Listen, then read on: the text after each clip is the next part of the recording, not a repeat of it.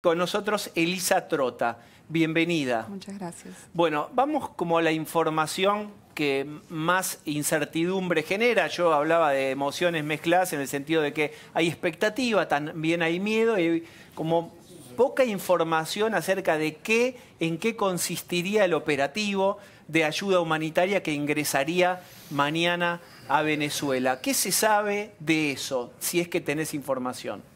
Lo que se sabe es lo que hemos podido evidenciar todos hoy en las pantallas de televisión, no solo acá en Argentina y en Venezuela, sino alrededor de todo el mundo. Un pueblo lleno de esperanza, de paz, que se ha trasladado a los distintos rincones del país para lograr que esa ayuda humanitaria entre el día de mañana, acompañado de un concierto sin precedentes, creo que a nivel mundial, un concierto que marca definitivamente un momento histórico para Venezuela y para toda la región, y que los distintos diputados que están liderando lo que tiene que ver con la ayuda humanitaria ya llegaron a la frontera. El presidente Guaidó llegó, estuvo inclusive con el presidente Piñera, con el presidente de Colombia. Podemos y con ver el imágenes, de Paraguay. incluso hasta hace un ratito estábamos viendo imágenes. Cuenten ustedes dos qué estamos viendo, a ver, embajadora. Sí, estamos viendo no solo el camino del cambio que estamos liderando desde Venezuela, sino el apoyo a nivel mundial de este cambio.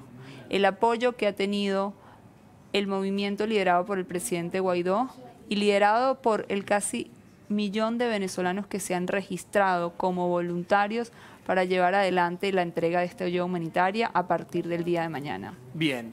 Miguel, tu primera mirada sobre estas últimas imágenes donde veíamos estaba Piñera también. Sí, creo que es emblemático y creo que es muy significativo porque no solamente estamos viendo la región y el mundo al lado de Venezuela en su conquista por la libertad, sino también estamos viendo un cambio histórico en la región. Porque claramente si finalmente alcanzamos la libertad en Venezuela, eso no va a significar solamente algo grande e histórico para el país, sino también para toda la región. Estamos hablando de una región donde, con excepción de Cuba, Nicaragua, quizás Bolivia, hay que ver qué pasa este año, y Venezuela, los demás países, con sus problemas y con sus virtudes, son democracias relativamente estables. El problema que estamos viendo hoy es que Venezuela ha sido el centro de lo que el Foro de Sao Paulo había planificado como conquistar las democracias democráticamente y destruirlas por dentro, y ha generado la crisis que hoy vivimos. La realidad es que por Venezuela estamos a punto de ver la libertad de todo el continente. Bien, pero vos ahí decís algo que genera mucha expectativa y nosotros los argentinos creo que no somos la excepción. Me parece que Venezuela debe también oscilar entre la expectativa y la desilusión. Y se está como inflando mucho la expectativa de que, incluso ahí uno veía el festival y decía, queda un día y, bueno, habría que ver qué pasa ahí, porque después podría sobrevenir si inmediatamente, digamos, no se negocia una salida o no hay algo diferente a lo que está ocurriendo ahora. Habría una enorme cantidad de gente que podría estar muy desilusionada con el desenlace. Sí, estoy de acuerdo contigo, Diego, en eso. Creo que el manejo de las perspectivas es muy importante. No solamente estamos más cerca que nunca de lograr la libertad en Venezuela en estos 20 años que han sido una lucha larga, sino que personalmente creo que esta vez no hay vuelta atrás y después podemos desarrollar por qué afirmo esto. Sin embargo, no sé si se va a dar mañana. No sé si esto es cuestión de horas o quizás de algunas semanas más, pero definitivamente estamos en ruta y estamos a punto de alcanzar la libertad. Lo que hay que manejar muy bien son esas expectativas de creer que esto puede durar solamente horas más. ¿Cuántas personas ya salieron de Venezuela? Porque hay como versiones diferentes, ¿no? Hablan de 3.400.000 a 5 millones, ¿no? ¿Cuál es el impacto real? Porque, digamos, en la Argentina se está viendo muy ostensiblemente la llegada de venezolanos y además lo que uno llamaría una buena inmigración, porque hay muchos, una característica, capacitados por ahí, yendo más hacia la zona de gastronomía. Bueno, acá han venido incluso una señora que era psicóloga, que está como remisera. Pues ya también hay muchos ingenieros trabajando como tales y cada uno con sus profesiones. Incluso hay una modalidad de la reválida que se flexibilizó, que el gobierno flexibilizó para que más rápidamente puedan estar trabajando de lo que estudiaron, ¿no? ¿De qué número estamos hablando más o menos? Sí, ahí es importante destacar, las cifras oficiales de ACNUR, que es la Agencia de Naciones Unidas para Refugiados, señalan que son 3.500.000 personas las que han salido de Venezuela. Sin embargo, el flujo migratorio venezolano en este momento sobrepasa los miles diarios y ningún proceso estadístico con todo lo que se tiene que llevar adelante tiene la capacidad de actualizarlo en el tiempo y la forma en que este flujo migratorio se está produciendo en Venezuela. ¿Lo favorece a Maduro en el sentido de que los que van quedando, digamos, también de alguna manera? Los más fieles.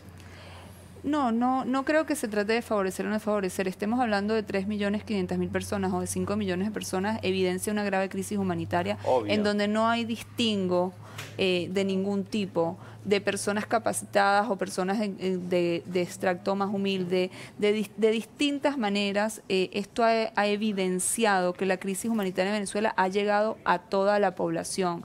Las personas que llegan a Argentina están huyendo justamente de la falta de comida, de la falta de alimentos, de los asesinatos bajo órdenes criminales a mansalva. ¿Pero es funcional a Maduro, digamos, ese éxodo, digamos, le sirve a él de alguna manera?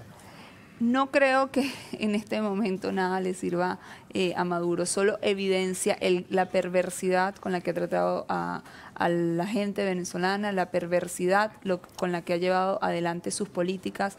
Solo para evidenciar, en los últimos 4 días Maduro asesinó a 7 personas por falta de diálisis en Venezuela. En solo 4 días 7 personas murieron por falta de diálisis. Esto es algo que se da a diario, constantemente en Venezuela y que, por supuesto, no puede en ningún momento beneficiar a nadie. ¿En qué consistiría el operativo mañana? Digamos, sabemos las generales que se va a intentar pasar con todo un cargamento de medicinas y alimentos y demás. ¿Hay algún detalle sobre eso? El operativo... O no, si no se puede decir abiertamente, vos me decís, no, hay información estamos todos a la expectativa, y estamos seguros de que mañana va a ser el primer día para que la ayuda humanitaria, que tanto se necesita y que evidentemente no va a ser el único día, empiece a entrar en Venezuela. Bien.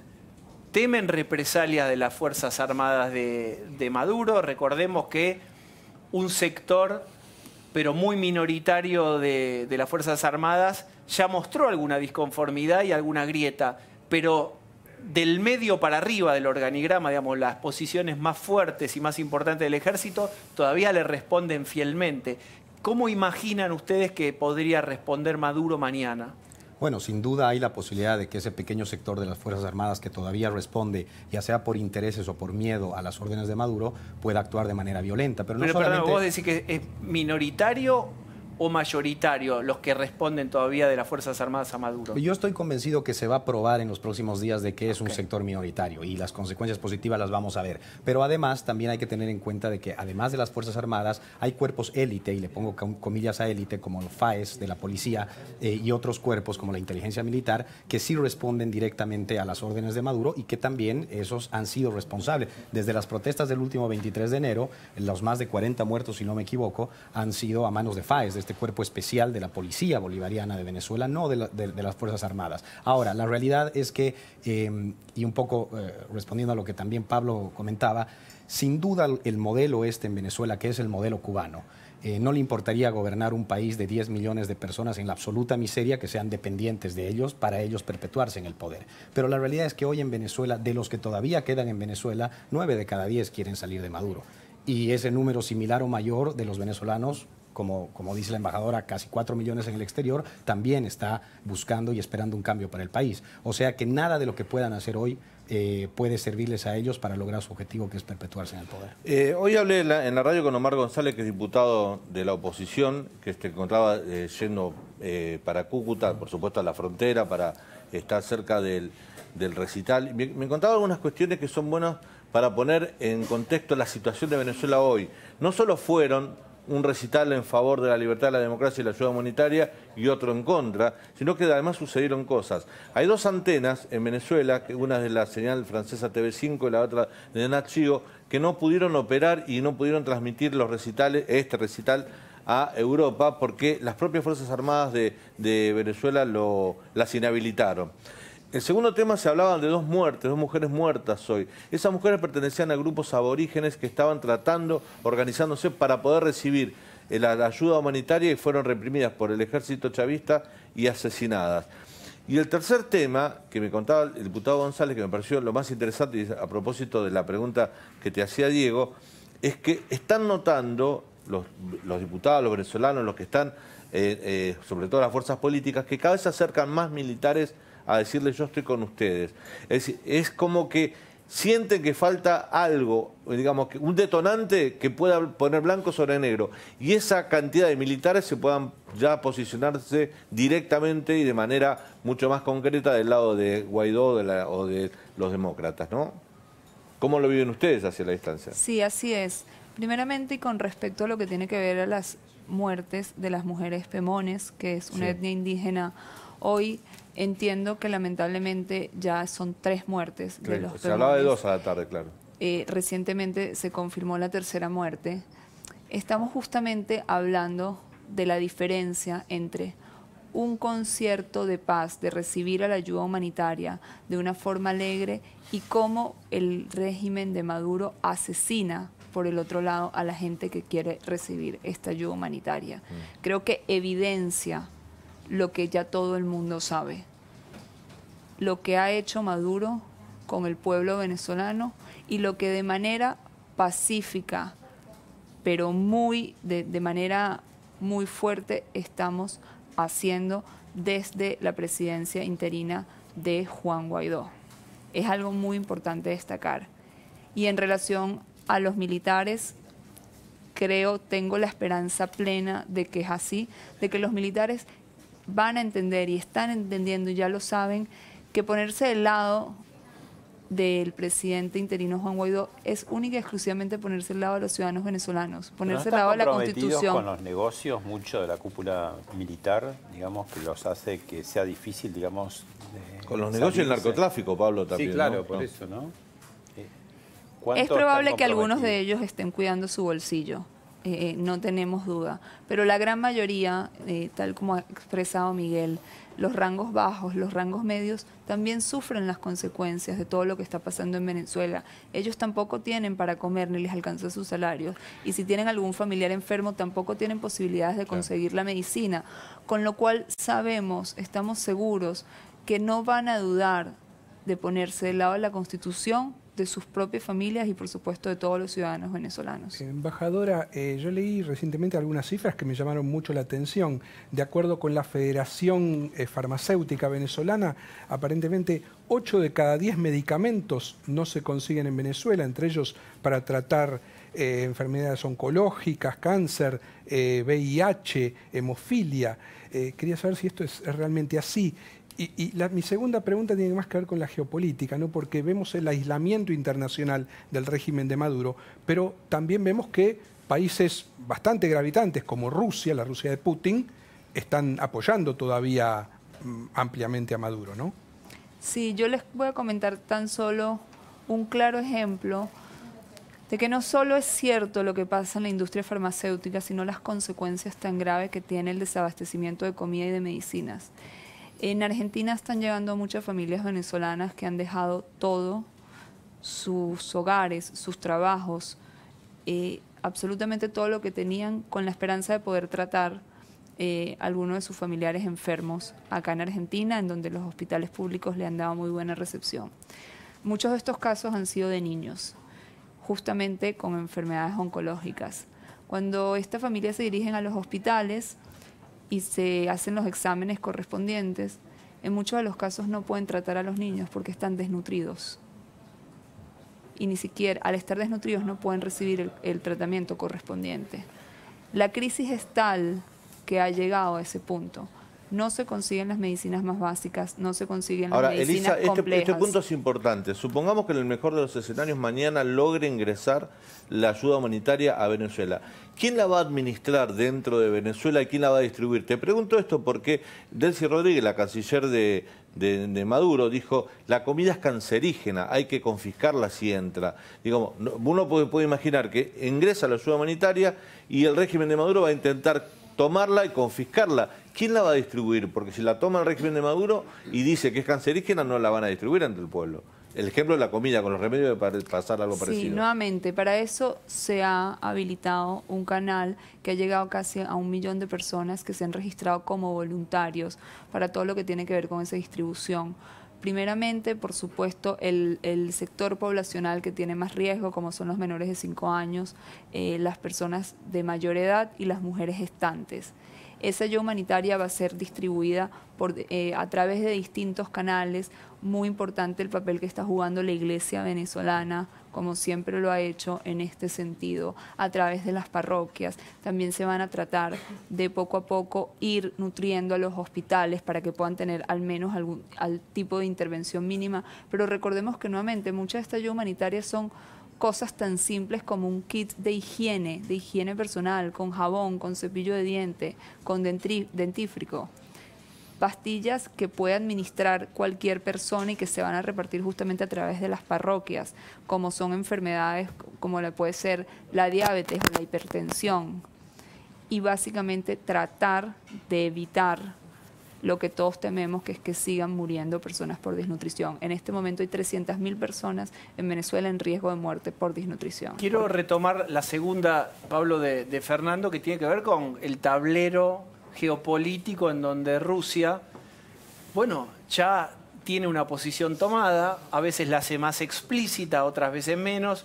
Lo mismo China. ¿Cómo imaginan ese tablero? Porque, bueno, ¿está observando Rusia esto? ¿Putin está observando qué va a ocurrir mañana? Sin duda, pero cuesta pensar que Rusia o China incluso jueguen mucho más allá por los intereses que tengan en Venezuela. Especialmente los chinos lo que van a buscar es hacer números, porque no nos olvidemos que Venezuela ha asumido deudas de miles de millones de dólares con ambos países, sobre todo con China.